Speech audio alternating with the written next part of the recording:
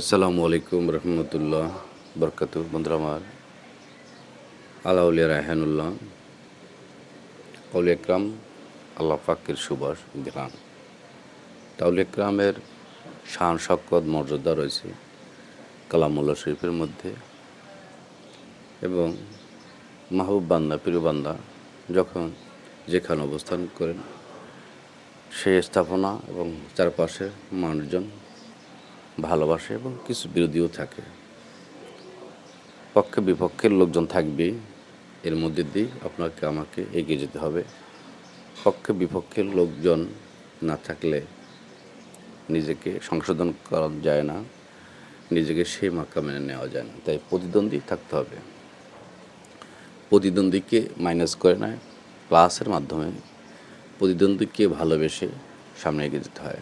তাহলে একরামগণ সকলের সাথে থেকেছেন, 10 জনের সাথে থেকেও তিনি ছিলেন 11, 10 জনের সাথে মিলছেন এবং তিনি আলাদা হয়ে রয়েছেন এবং সংসার সমাজের সর্বক্ষেত্রে আলোকিত মানুষ হিসাবে, মোমেন বান্দা হিসাবে আল্লাহ পাকের তৌহিদ এবং দয়াল নবীজির রিসালাতের বাণী আমাদেরকে শিক্ষা দিয়ে গেছেন এবং শরীয়ত তরিকত হাকিকত মারফত 4টি ডিভিশনের জ্ঞান এই আউলিয়া একরাম আমাদেরকে শিক্ষা দিয়েছেন, শিক্ষা দিতেছেন এবং কাল কিয়ামত অবধি তারা এ মহামানবগণ আউলিয়া একরামগণ শিক্ষা দিতে থাকবেন। তারা শিক্ষক রূপে ধরাধামে আগমন করেন দয়াল নবীজির নাইবে রসুল হিসাবে, প্রতিনিধি হিসাবে। তাহলে একরামদের ভালোবাসা মহব্বত আমাদের পক্ষে ধারণ করতে হবে। দয়াল নবীজির আদর্শ, আউলিয়া একরামের আদর্শ আমাদেরকে ধারণ করতে হবে।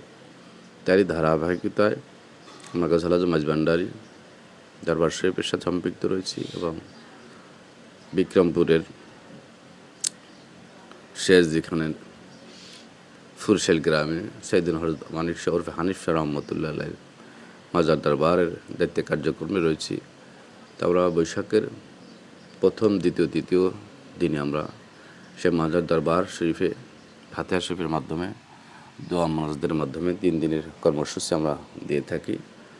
সেখানে ধর্মীয় আলোচনা হয় এবং শ্যামা অনুষ্ঠিত হয়। তাই জাতি ধর্ম নির্বিশেষে সকলকে বিক্রমপুরের সিরাজজি খানের মালখানগরের ফুরশেলস্থ গ্রামের সৈয়দুল হযরত মানিক শাহ হযরত ওরফে হানিফ শাহ রহমতুল্লাহের